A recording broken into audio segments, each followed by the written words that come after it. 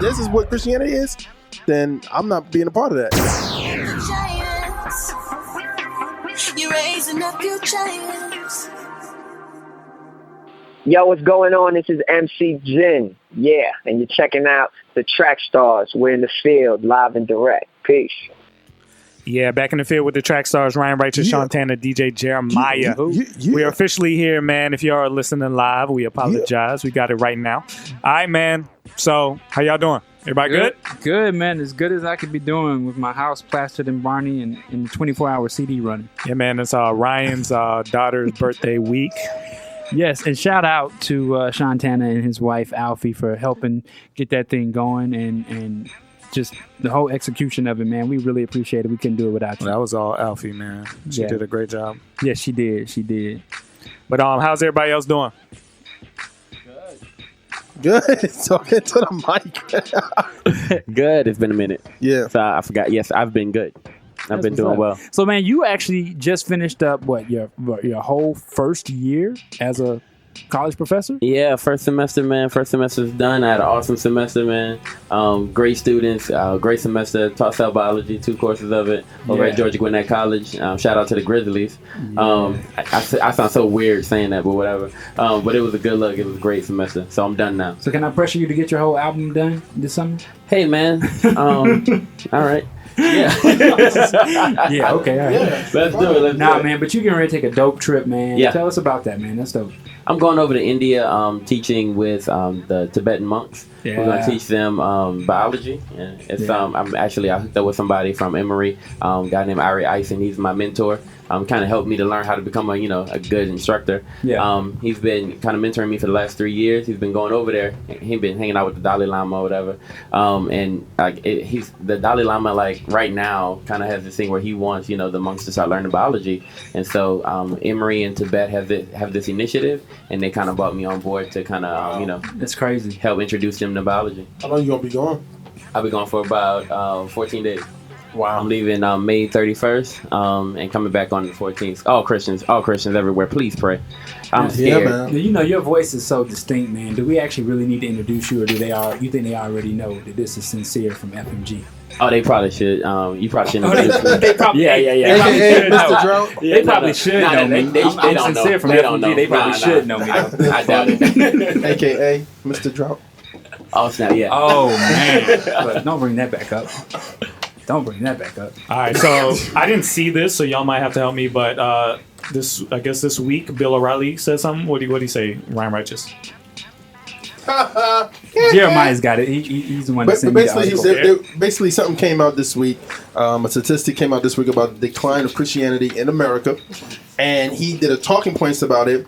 And he basically was saying that the entertainment industry is a reason why, including hip hop. Hip hop is something that is taking our kids away from the core values that we were, as a country, known for, and it's kind of shifting our kids, our young people, the millennials that they talk about in this statistic, away from the church and away from Christianity. So basically, that's what we're going to talk about. Talking about, in the broad, he said entertainment, but he also did say hip hop, and so that's one of those things that we would speak about today. Is hip hop one of those things that's taking the millennials away from Christianity? See, that's what bothers me about this topic and the way it was presented, because I really feel like you can't, if the world is gone crazy and you're saying that it's from an influence from your child being out there in the world going crazy, and so they're no longer going to church, they're no longer practicing Christianity. I just don't believe that. I really don't believe that hip-hop or Hollywood has had anything to do with the influence that you put into your household. You know what I mean? You can say, yeah, they've been prodigal sons and daughters, or they've gone astray, or they've backslidden, but if you're trying to say that Christianity is going away, I don't believe that it's from a genre of music or a Hollywood film. I really believe that we all look at some form of entertainment, and it's just I don't believe that. You don't think it helps? You don't think the bad music and the bad movies help people to stop believing in God? It helps, but I don't think that it's a root cause. It does help. What's the root? Why are people leaving Christianity? Man, I really think it has to do with family upbringing. I really do. For some reason, it feels like, you know, it's no good way to say this. I was trying to explain it to Jeremiah yesterday, and there's a difference between yesterday's gospel and today's Christian contemporary music. Like when we're in church, there's a difference to it. But is it the chicken or the egg? Did the music cause the bad families, or did the bad families cause the bad music? That's probably what it is. Bad families causing bad music. I think it's some type of deceptive. Just me myself. I think it's some type of deceptive mixture with the music of today, right? I don't. There are some hip hop songs that are like really really bad, but most of our songs today, if you look at the art, they're not outright really bad. I mean, so you have some guys like Drake, you have Kanye West. I feel like some of their music is more about ego and self and pride, and I think that's where it's become a little bit more deceptive, because we're not talking about, you know, killing people and stuff like that. Right. Everybody, like, you know, I love myself, I promote me, I do me most of the time. Like, I feel like that is something that a lot of people can get with, you know what I mean, a little bit more than gangster music. So because of that, hip hop has kind of had a bigger influence, and because it has such a big influence, it does affect our actions. I know I do certain things and I feel a certain way when I'm listening to a certain type of music. Yeah. And I mean, we listen to music for almost everything we do. The drive to work, you know what I mean, our workouts, everything. Here's a feeling that I had earlier this week. Me and Shantana and Chrissy Love from FMG, we went out to a church here in Atlanta called The Vine, and one of our Track Stars music artists was actually preaching, Nate. And, you know, we had some talks with him and his family after he preached, and it just dawned on me that this kid did not come to Christianity because he was influenced by somebody, a friend or something like that. This is embedded in his family. Mm-hmm. And I think you could put whatever kind of music in front of him, you could put Hollywood in front of him, but his teaching, his foundation has come from the respect that his parents had for the faith, and is spilled into his life, and he's developed a respect and a relationship of his own with Jesus Christ. That's why I don't think that, you know, hip hop itself or a Hollywood movie has made me look up and say, I don't want to be a Christian anymore. Well, that's biblical. It's like train up a child in the way he should go, and when he gets older, he won't depart from it, right? Yeah. And so he won't depart from it, even with all the influence that are out there. Yeah. Now, but that's one case, right? Yeah. And I think a lot of us in the room are special cases, right? But across the board, a lot of people are super influenced by what the culture is dictating. Yeah. And the culture is right now is kind of dictating this self-promotion, this pride, this, you know, chase for money, girls, and I mean, it's pretty much the same thing, right? And Christianity is not being promoted as much now as it was at some point. So just last night, I saw a article on Facebook where a young man was trying to read his Bible during his free time at school, and they told him he couldn't read it. What has caused that school to say, oh yeah, he can't read his Bible, or a teacher to come up to him and say, but isn't that a different problem? That's a different problem. That's not people leaving voluntarily Christianity. That's a different issue. Yeah. Why are people leaving it voluntarily? I think what it is, man, it's the combination of both.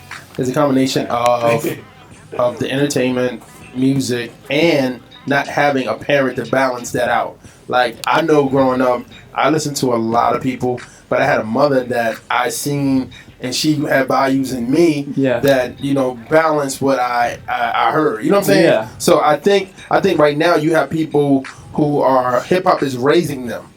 It's giving them confidence, it's giving them swag, it's giving them, showing them how to dress, it's telling them what's cool, what's not cool. Yeah. So if somebody is telling them, if, like he said, I don't want to use somebody, just anybody, if the hottest rap out right now is saying, hey man, just get high, get loose, do what you want to do, then that mentality, if you listen to it repetitively, then it's going to be something in you that's going to start thinking different. You know what I mean? Especially if you don't have that balance, because a lot of kids don't have that balance.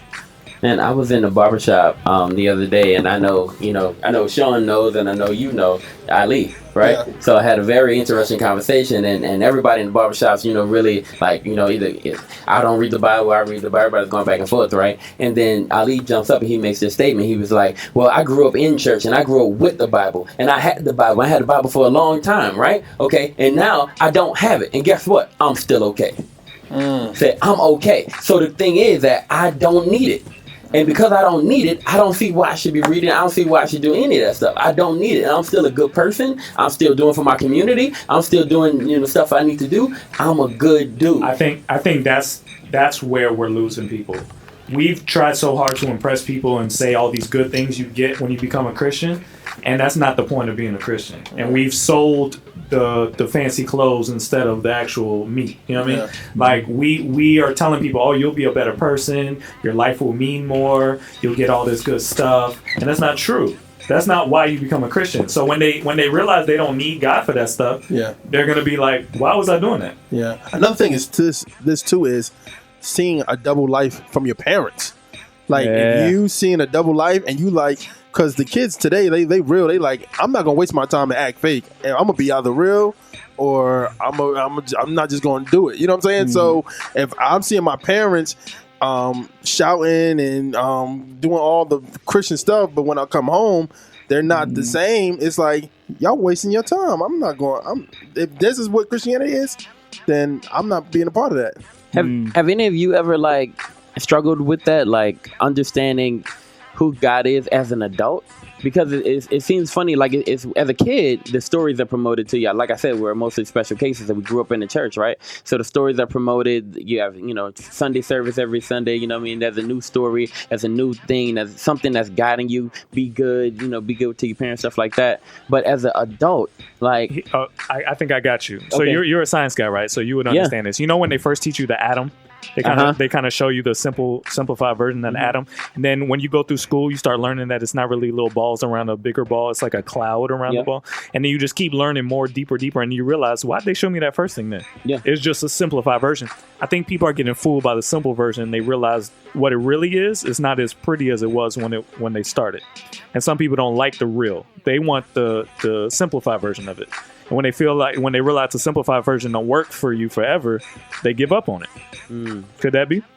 Maybe, but I will also say too, I feel like every legitimate Christian, whether they're an adult or a child, at some point in their life, they have to have an experience where they make the decision for themselves, where it's not just about what they were taught or how they were raised or what they grew up doing, but they make the decision for themselves that this is what I believe and this is why I believe it, whether it's convenient or not, whether everybody else around me is doing it or not, whether somebody's looking over my shoulder and asking me what I'm doing, like they make the decision for themselves. I think everybody that's a legitimate Christian has to experience that at some point in their life, even when they may struggle where it's like, okay, what I really want to do doesn't line up with what I've been taught or what I say I believe. So I have to decide in that moment, am I going to change or am I just gonna, act like everything's okay and it's not. Yeah. So, I have this one thought that came across me just as you were saying that. I just want to know, are a lot of people leaving because a lot of Christians are messing up really bad?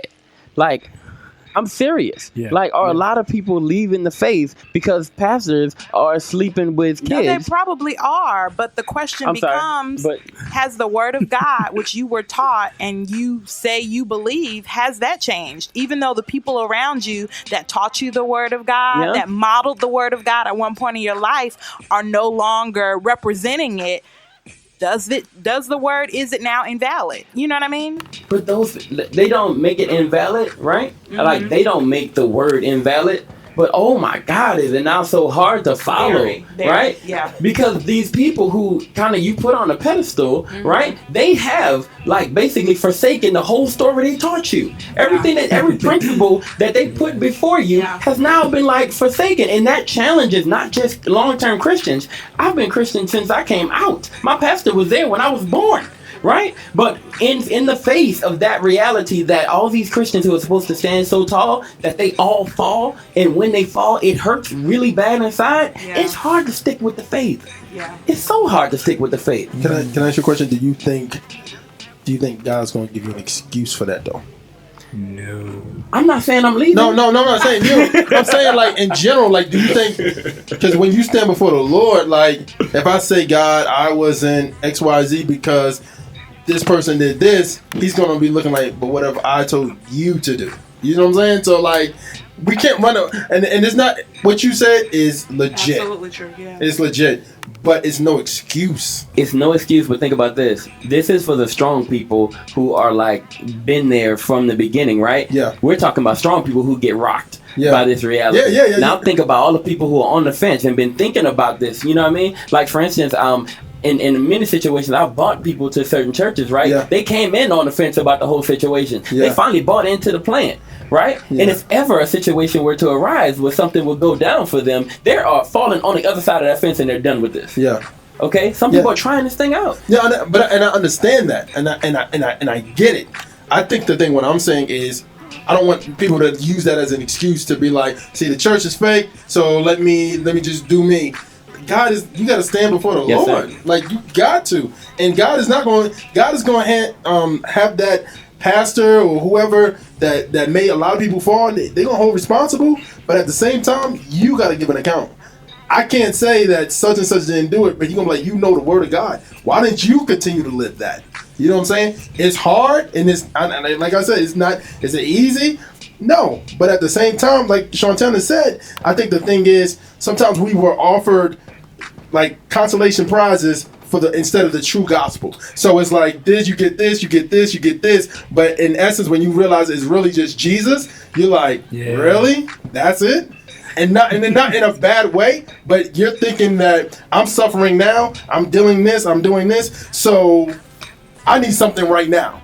You know what I'm saying? Besides just the Lord. And that's sad to some people, and then some people, they understand that. So Now, I know I keep bringing this up, but is the question itself flawed? Are people really leaving Christianity, or were they never saved? That's the question. Or are they I just being asked. exposed? Yeah.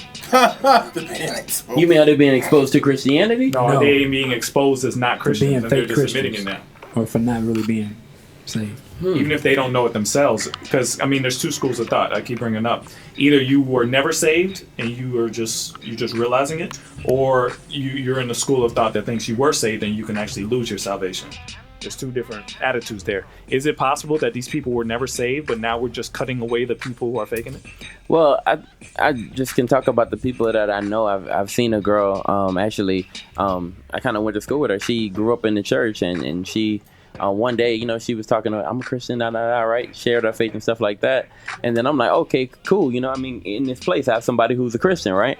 And then I say about, I don't know, maybe about 3 or 4 months later, I say, hey, you're a Christian, so you know this, right? You're just assuming, right? She's like, no, I'm an atheist now. And I'm like, wait, what?